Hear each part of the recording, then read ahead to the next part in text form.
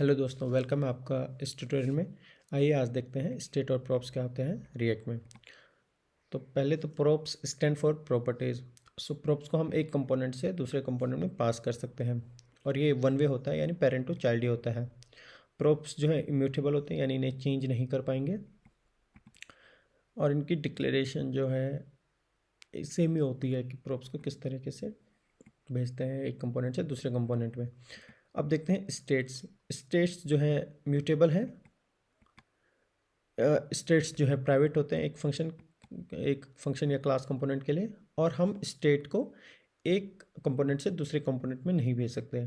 अगर भेजते हैं तो वो फिर प्रोप्स कहलाएंगे। तो आइए अब इसे कोड के थ्रू समझते हैं।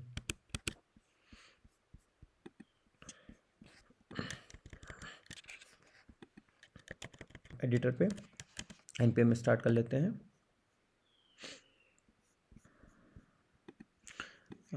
npm स्टार्ट हो गया है। अब सपोज हमारे पास एक फंक्शन एक कंपोनेंट है। सपोज यूजर डिटेल्स, पास एक यूजर डिटेल्स कंपोनेंट है जिसमें कि हम यूजर्स का नाम, ईमेल और एज दिखाते हैं। तो इसको हम इंपोर्ट कर लेते हैं। ऑटो इंपोर्ट हो गया है और इसे सेव करके एक बार रन कराते हैं। एक बार ही रन कराते हैं। देखिए नेम, ईमेल और एज आ गया है। अब प्रोप्स क्या होते हैं? सपोज जैसे प्रोप्स की डेफिनेशन थी कि एक कंपोनेंट से दूसरे कंपोनेंट में जो हम डेटा पास करते हैं वो प्रोप्स होते हैं। सपोज हम यहाँ से नेम, ईमेल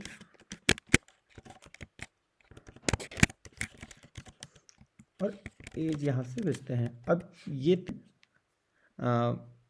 तीन ईमेल, नेम और एज प्रोप्स होंगे क्योंकि ये एक कंपोनेंट से दूसरे कंपोनेंट में जा रही हैं। अब इनको हम एक्सेस कैसे करेंगे अपने दूसरे कंपोनेंट में, आइए देखते हैं। हमारे पास एक स्पेशल कीवर्ड होता है प्रोप्स। अब इस प्रोप्स के अंदर सारे रिकॉर्ड्स हैं। अब आप डिस्ट्रक्चर कर लीजिए या डायरेक्ट प्रोप्स के थ्रू एक्सेस कर लीजिए। पहले प्रोप्स के अंदर देखते हैं क्या है।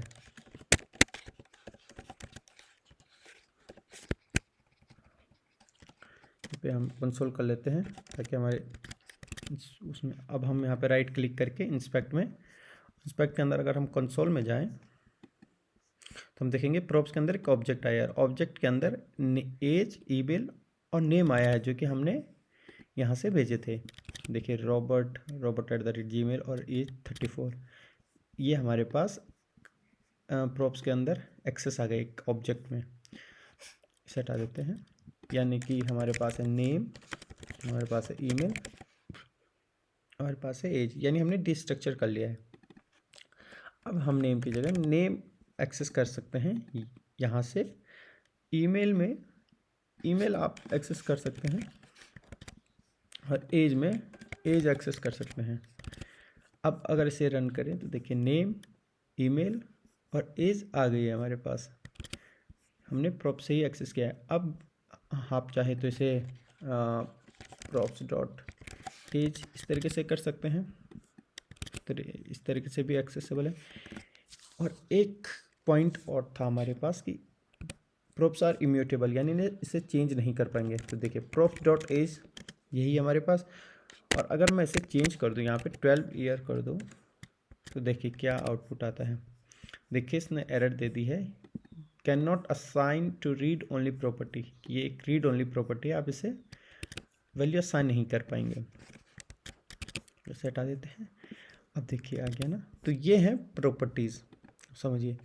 ये है प्रोप्स। नेम एक प्रोप्स है, ईमेल एक प्रोप्स है, एज एक प्रोप्स है।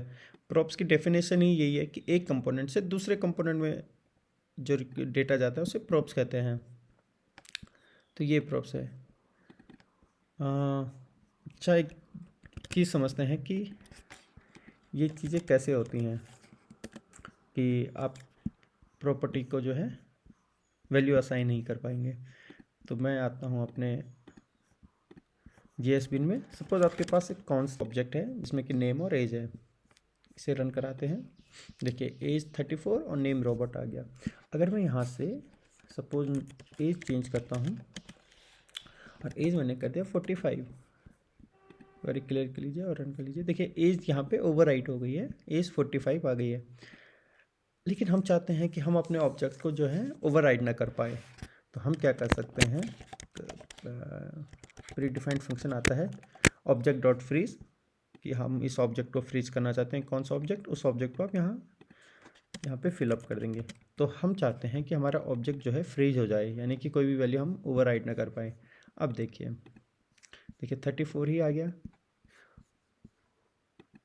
तो ये है। तो आई थिंक शायद ये यूज़ करते हो रिएक्ट इंटरनली, उस ऑब्जेक्ट को फ्रीज कर देते होंगे जो कंपोनेंट हम भेजते, एक जो प्रॉप्स हम भेजते हैं। तो ये स्टेट्स को हम दूसरे ट्यूटोरियल में देखेंगे। इस ट्यूटोरियल में इतना ही, थैंक्स।